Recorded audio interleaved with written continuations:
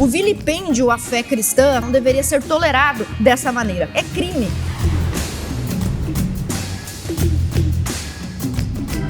Em 2019, eu apresentei aos senhores um projeto de lei PL 74, que tramitou nessa casa, foi aprovado, sancionado pelo governador e hoje é a Lei 18.629. Esta lei, em sua ementa, proíbe o vilipêndio à fé cristã. No entanto, muitos dos senhores deputados acabaram ouvindo narrativas que induziam a alterar o texto do projeto de lei para que ele contemplasse e protegesse todas as religiões. Mas, mais uma vez, eu venho a essa tribuna para dizer que a religião mais perseguida e vilipendiada do país atualmente é a nossa, a majoritária, a religião cristã. A cantora, a famosíssima cantora Cláudia Leite, está sendo processada por ter trocado a palavra Iemanjá por Jesus.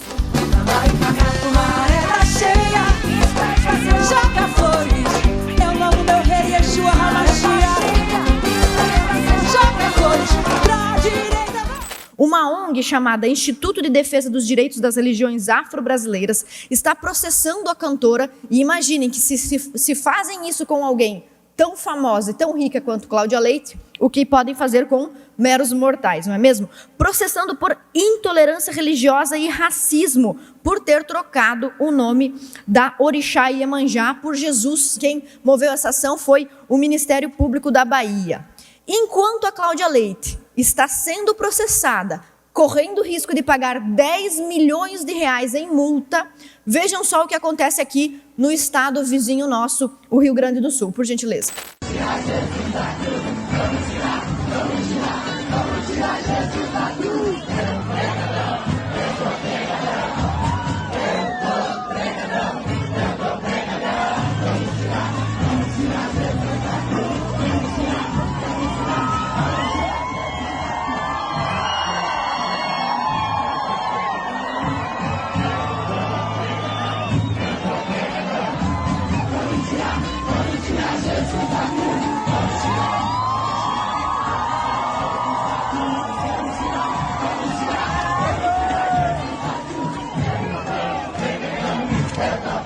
Pois bem, olha só, isso, embora engraçado e cômico, na verdade é crime. O vilipêndio à fé cristã, à fé católica, não deveria ser tolerado dessa maneira. Isso que os senhores viram aí é o Bloco da Laje, que faz recorrentes apresentações encenando Jesus e outras coisas referentes à nossa religião. Pois bem, aí vocês estão vendo um Jesus como se fosse um personagem GLS fazendo um striptease.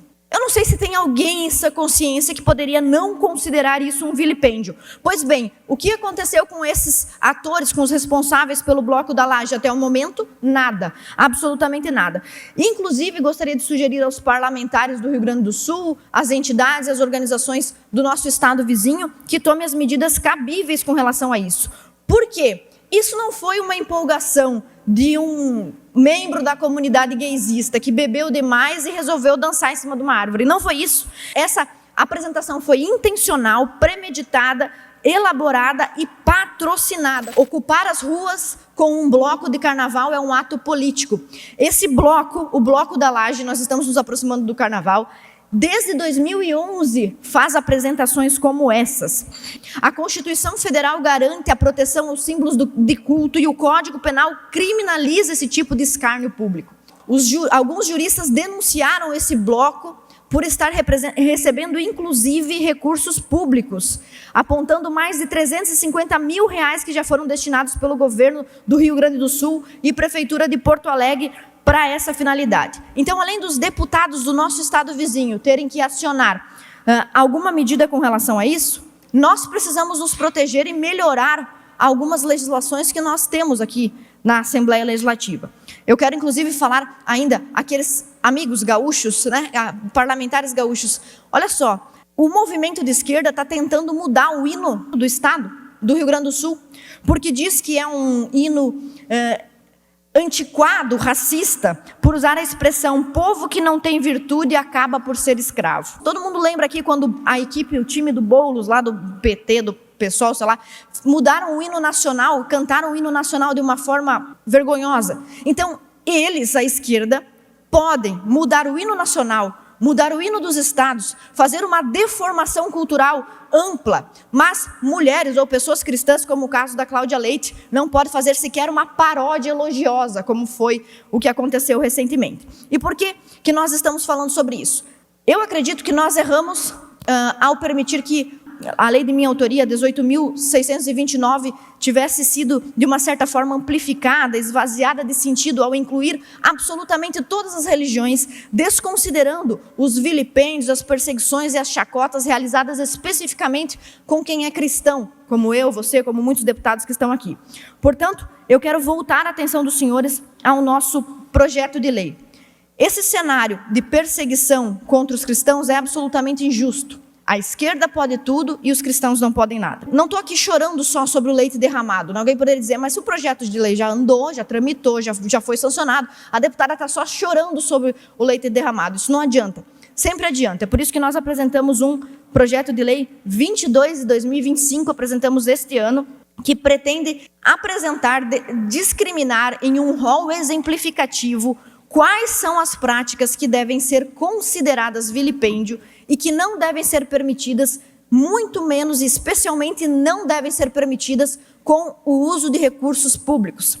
É inadmissível que o catarinense tenha que pagar impostos que vão ser distribuídos entre os muitos setores de administração do governo, para que eventualmente alguns desses recursos pagos por pagadores de impostos cristãos sejam usados para patrocinar esse tipo de barbárie. Então, o nosso projeto de lei 22 de 2025 exemplifica o que não pode ser feito. Por exemplo, representação artística ou performance que usa de maneira inadequada os objetos e símbolos de devoção, como, por exemplo, o rosário e o crucifixo. Existem passeatas do movimento feminista que introduzem rosários, crucifixos e terços nos orifícios sexuais. Isso é um absurdo. Por que nada acontece com essas pessoas? Então, o nosso projeto de lei exemplifica exatamente o que não pode ser feito. Além disso, nós citamos também no inciso 2º a representação de figuras centrais do cristianismo de forma vexatória, como também o movimento feminista costuma fazer, e no carnaval também, uma encenação com a Virgem Maria abortando, ou discutindo a ilibada conduta, a imagem ilibada que Nossa Senhora tem no imaginário popular, no imaginário cristão.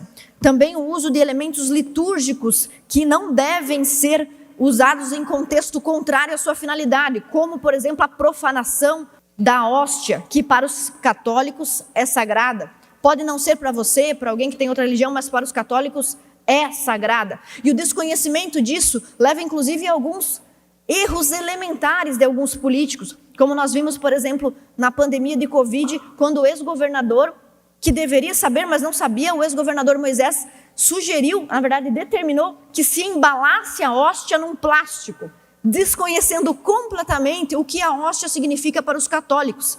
E eu digo isso sem ser católica, não sou católica, mas acredito que os católicos merecem essa proteção. Outras atividades que seriam proibidas, a realização de encenações, paródias ou simulação de cerimônias ou sacramentos cristãos de forma vexatória, de forma a destruir os fundamentos sacros destas encenações. A realização de manifestações, performance ou atividade em espaço público ou privado a templos religiosos que tenham como objetivo profanar esses lugares, o uso indevido de imagens, textos sagrados, parábolas ou narrativas bíblicas para fins de deboche. Enfim, e a legislação especifica mais uma vez que o infrator que recebeu verbas públicas não somente terá que pagar a multa, como já prevê a lei vigente, mas também que tenha que devolver aos cofres públicos o dinheiro recebido do pagador de impostos. Então, peço aos senhores, humildemente, apoio para que leiam, entendam e apoiem este projeto 22 de 2025. Muito obrigada.